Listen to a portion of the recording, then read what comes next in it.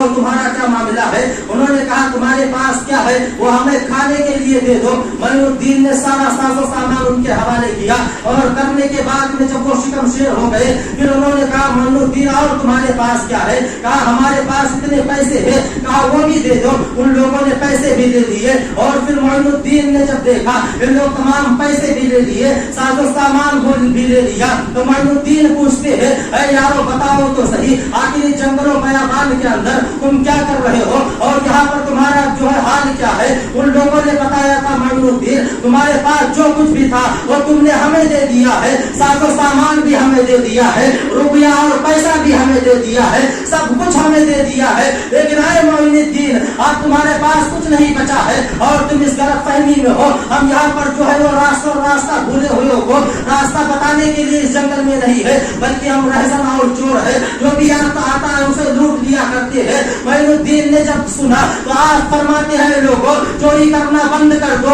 इसलिए कि ये गुनाह अजीम है। अल्लाह तबारक व तआला लोगों का हक खाने वाले को कभी माफ नहीं फरमाता है। बिरादरान मिल्लत इस्लामिया, जब ख्वाजा मोइनुद्दीन ने यह फरमाया, उन दो चोरों ने कहा था ऐ मोइनुद्दीन बता तेरा किस खानदान से ताल्लुक है? आपने कहा था जिस नबी का तुम कलमा पढ़ते हो उसी नबी का मैं निवासा हो। उन चोरों ने कहा था ऐ मोइनुद्दीन तेरे चेहरे से लग रहा था कि तू अल्लाह का एक वली है और नबी का निवासा है, अपने हाथ को बढ़ा और अपने हाथ पे हमें मुसलमान बना दे। बिरादरान मिल्लत इस्लामिया, आपने उन्हें मुसलमान किया और करने के बाद में आगे बढ़ते हैं। जब चोरों ने पूछा था ऐ मोइनुद्दीन अब तो हम आपके मुरीद हो चुके हैं, सारा साजो सामान हमने खा लिया है, पैसे भी हमने जो है जाये कर दिए हैं, अब बताओ रास्ते में क्या होगा? मोइनुद्दीन ने फरमाया था मेरा रब पर भरोसा पक्का है, जो रब मेरे जरिए से इस जंगल में तुम्हें खिला सकता है वही रब मुझे भी खिला सकता है। अज़ीज़ाने मिल्लत इस्लामिया, आगे बढ़ते जाते हैं,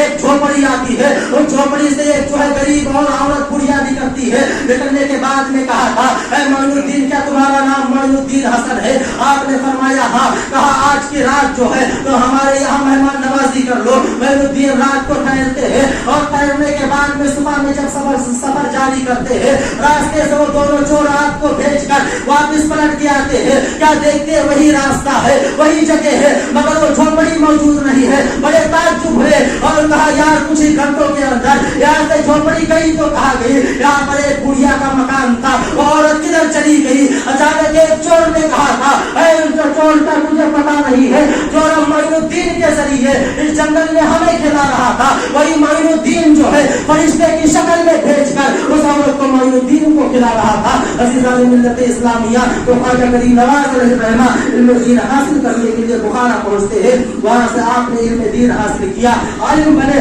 आलिम बनने के बाद जब आपको तलाश होती है एक पीरो मुर्शिद की, और पीरो मुर्शिद आप सोचते हैं ऐसा होना चाहिए जो कामिल पीरो मुर्शिद हो, आज के पीरों की तरह नहीं थे। आपने सुना था उस्मान हारूनी नाम के एक शख्स जो है हारूनाबाद में रहते हैं, आप वहां जाने के लिए जाते हैं और एक इंसान जब इल्म हासिल करता है फिर उसे राह विलायत तय करने के लिए एक कामिल पीर की जरूरत पड़ती है। जैसे कि अल्लामा जो है मौलाना रूम अलैहिर्रहमा एक मरतबा अपने बच्चों को जो है वो सबक दे रहे थे एक दरिया के किनारे बैठ करके, और हजरत जो है शम्स तबरेज का गुजर होता है। शम्स तबरेज ने मौलाना रूम से पूछा मौलाना ये चीज, मौलाना ये क्या है, ये तुम क्या पढ़ा रहे हो? मौलाना रूम अलैहिर्रहमा ने फरमाया था माए बाबा ये किलो काल है, तू नमी जानर, ये किलो काल है, मंतिक फलसफा की बहसें है, फिका उसूल फिका की बहसें है, तफसीर उसूल तफसीर की बहसें है, फलसफा हिकमत की किताबें है, इसे आप नहीं समझ सकते। फिर जो है शम्स तबरेज ने पूछा ऐ मौलाना ये क्या है? फिर मौलाना रूम ने फरमाया था बाबा इसे तू नहीं समझ सकता। फिर शम्स तबरेज ने पूछा था ऐ मौलाना ये क्या है? फिर मौलाना रूम ने कहा था यार तूने मेरा दिमाग खराब कर दिया, मैंने बताया नहीं ये मंतिक और फलसफा की किताब है, तो अपना रास्ता ना, ये तेरी समझ में नहीं आएगी। अचानक से शम्स तबरेज उठते हैं, सारी किताबें उठा करके उस दरिया में डाल देते हैं। और उस जमाना था, उस जमाने में किताबों को तैयार होने में बहुत टाइम लगा करता था। उन चमड़े के जो है वो वर्क हुआ करते थे, रोशनी सियाही से लिखा हुआ वो किताब हुआ करती थी। उस जमाने में किताबों का तैयार करना बड़ा मुश्किल काम होता था। आज घंटों में हजारों किताब छप जाती है। मौलाना रूम ने जब देखा कि इस बाबे ने तो हमारी सारी किताबें इस दरिया में डाल दिया है, तो मौलाना रूम ने अपने शागिर्दों से फरमाया इस बाबा को पकड़ो, जाने न पाए। जब तमाम लोगों ने उस बाबा का पीछा किया, शम्स तबरेज भागते जा रहे हैं और भागते भागते पूछा मौलाना रूम ये बताओ तुम हमारा पीछा क्यों कर रहे हो? मौलाना रूम ने कहा था तुमने हमारी सारी किताबें ज़ाया कर दी,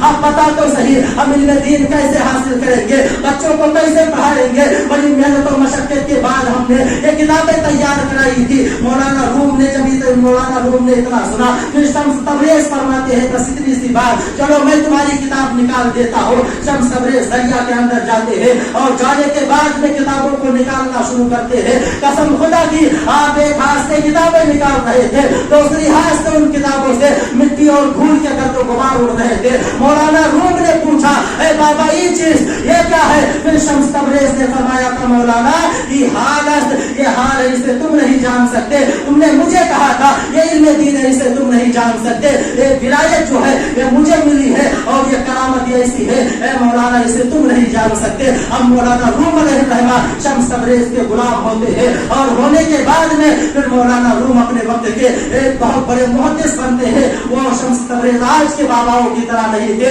जो कहते हम मलंग है, ख्वाजा गरीब नवाज के दीवाने हैं, चिश्त के दीवाने हैं। यार अगर तुम चिश्त हो तो क्या तुम्हें नाचने की इजाजत है? क्या तुम्हें ढोल और ताशे बजाने की इजाजत है? और शम्स तबरेज रहमा थे जो शरीयत और तरीकत के पाबंद थे। मौलाना रूम ने उन्हें पहचाना नहीं, उनके चेहरे पे जो है वो गर्दो गुबार नहीं बल्कि नूरानी जो है शुआएं निकला करती थी, वो शम्स तबरेज थे। आज के बाबाओं ने मलंगों कहते हम मलंग है, मगर शरीयत का दूर दूर से इनका कोई नाता नहीं है, शरीयत का मजाक उड़ाते हैं और कहते हम चिश्त है, कोई कहता हम वारसी है। अगर तू वारसी है और चिश्ती है तो बता तो सही क्या तुझे नाचने की ढोल और ताशा बजाने की शरीयत ने इजाजत दिया है?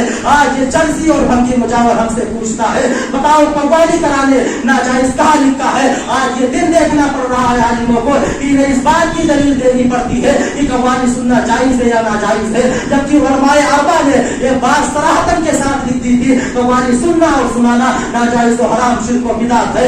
अज़ीज़ान मिल्लत इस्लामिया आज इस चर्ची और भंगिया जो है हमसे दलीलें मांगता है, चाहे मुजावर हमसे दलीलें मांगता है। ये दिन आलिमों को आज देखना पड़ रहा है, ये चाहे सुन्नियों की वजह से और ये दलीलें मांगता है। बताओ मज़ारों पे कव्वाली कराना नाजायज कहाँ लिखा है? ये आज आलिमों से दलीलें मांग रहा है। आज सुन्नियत का ऐसे दिल ला करके लोगों ने रख दिया है, सुन्नियत सारी दुनिया के अंदर बड़े सगीर के अंदर बदनाम होकर रह गई है। सिर्फ और शिर्क और बिदअत अगर सुन्नियत का नाम ले लो लोगों को पता चलता है शिर्क और बिदअत के अड्डे हैं, यानी सुन्नियत को हमने शिर्क और बिदअत का अड्डा बना दिया है। अल्लाह तबारक व तआला ऐसे लोगों से ऐसे मुजावरों से हम लोगों को दूर फरमाए, हम लोगों को सही सही दीन पर चलने की तौफीक अता फरमाए। अस्तगफिरुल्लाह रब्बी मिन कुल्ली ज़ंब व अतूबु इलैहि। अस्सलामु अलैकुम।